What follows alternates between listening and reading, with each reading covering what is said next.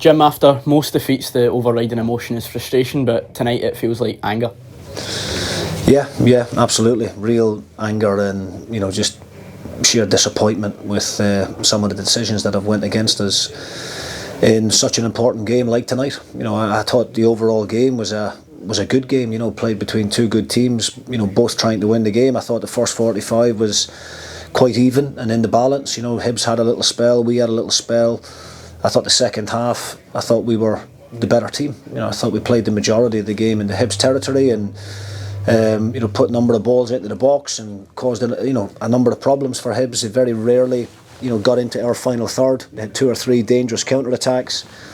But the big talking point is the Sam Dalby goal that's disallowed. I just cannot for the life of me accept a decision like that, and I've got to be really careful about what I say here tonight, because I can't afford to be sitting in the stands for any length of time by using the wrong language. But Sam Dalby's 2 yards out, and as far as we're concerned, scores a bullet header. I've watched 5 or 6 different angles now, and I cannot see a clear angle to show that it is obvious that it hits his hand. And either could the guys in the VAR studio, by the looks of it, because it takes them about 4 minutes to come to that conclusion. So, as far as we're concerned, a perfectly good goal has been chalked off, which would have given us a 2-1 lead. And as I said at the time, I thought we were comfortable, and we would have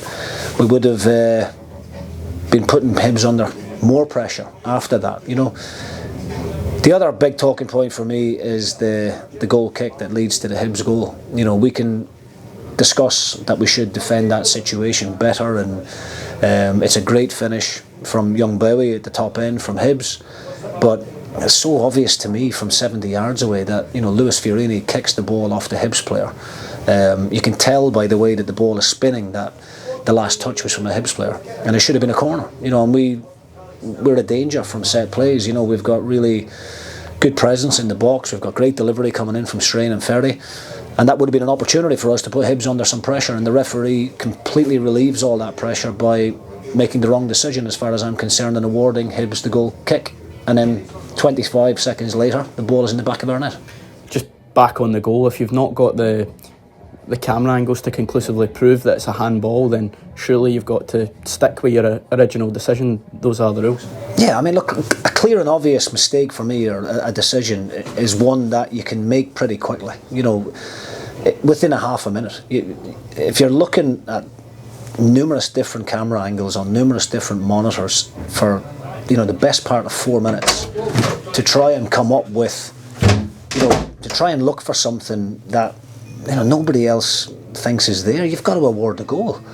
And I find it really hard to accept it, honestly. If I'm wrong in my assessment of it, I'll hold my hands up and I'll apologise.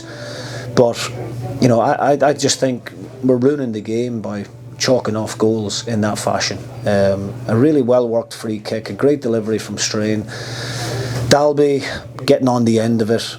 Had he headed the ball onto his hand and somehow hooked it into the net with his hand, then that's obvious to me. But there's no advantage for Sam to use his hands in that situation. He's just trying to head the ball. He's got a battle on with the centre back from Hibs. He's won the battle, put the ball in the back of the net. Not too many complaints from any Hibs players, and somehow the guys in the VAR studio have seen an infringement in that. Decisions like these can have a massive bearing on how seasons pan out as well, so I guess to make them so frivolously is careless at best.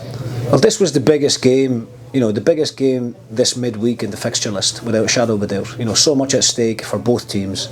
Hibs have been on a brilliant run coming into it. They're unbeaten in 13 prior to the game. We knew it was going to be a tough opponent. We planned and prepared really well. The game plan, I thought, was going well.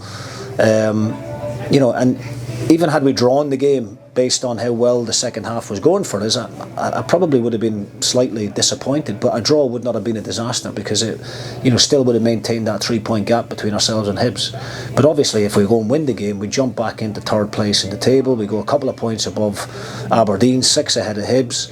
And the European places are worth so much money to every club. The fact that we're here talking about us, Dundee United, competing for those places, given the level of investment that the likes of Aberdeen, Hibs and Hearts have made, is quite remarkable, really. But we're just we feel really let down tonight by some of those key decisions that have went against us, and I really hope that one doesn't come back to bite us come the end of the season.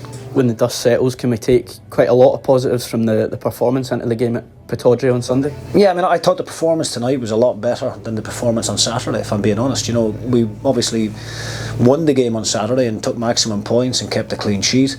I thought tonight we played a lot better. I thought we were quicker in our possession. I thought we got into some really good areas. We got numerous crosses into the box. More probably balls into good areas tonight than what we have had in recent weeks. Of course, we're disappointed with the first goal. It's a really poor goal from our point of view. You know, Ross Graham does great to give us the lead, really good technique, takes a bit of a deflection off the Hibs player, ends up in the back of the net. But, you know, Hibs should have to work a lot harder to get that equaliser. Manny knows he needs to do better in that situation. He's got a job to do. He's given the man to mark, and he's got to be more aggressive. He gets caught underneath the ball and it's a free header. But at half time, the feeling in the dressing room was really positive. We've played against a very good Hibs team that gave Celtic a really hard time on Saturday, and I thought tonight we were more than a match for them, and I actually think on the balance of play we were actually the better team. The scoreline, I think, flatters Hibs. I think anybody that wasn't here would maybe look at it and think that Hibs won quite comfortably and convincingly, but that certainly wasn't the case. We concede the third goal because we're committing so many bodies forward to try and get that equaliser late on, and of course it's a disappointment to concede, but I'd rather concede like that, trying to have a go to get back into the game as opposed to being safe. Can we use this disappointment from tonight as motivation going into the game on Sunday? Yes, of course we will. There's so much still to play for, and obviously Aberdeen away, never an easy fixture, but we'll go there full of positivity and full of optimism, and try and get a similar level of performance to tonight. And I think if we do that, then we give ourselves a really good chance. But tonight is going to take a little bit of getting over in, because I just thought that the players deserved more on the night, and had the game finished a draw, there might not have been too many arguments from either myself or David Gray, but we certainly didn't deserve to lose that. We'll finish on the positive of getting Craig Sibbald back on the pitch. Yeah, great to have Sibbs back. He's trained well now for the last 10 days, and we had to make the change with obviously Will Ferry limping off. Hopefully Will can recover in time for the game on Sunday. An issue with his groin, and then his calf was tightening up as well, so we had to make that change. We were forced into making the change with Lucas Stevenson as well. Luca felt that he stiffened up during that 4-minute delay for the Dalby goal. That was another change that came about because of the standing around for so long. It's difficult for these players when they're warm and playing in a high intensity game, then to be just standing around still for 3 or 4 minutes. It's not good for them. So look, we'll take the positives from tonight. Obviously there's issues there that we have to learn from as well with regards to the set play, but another performance similar to that on Sunday will put us in a good position, I think.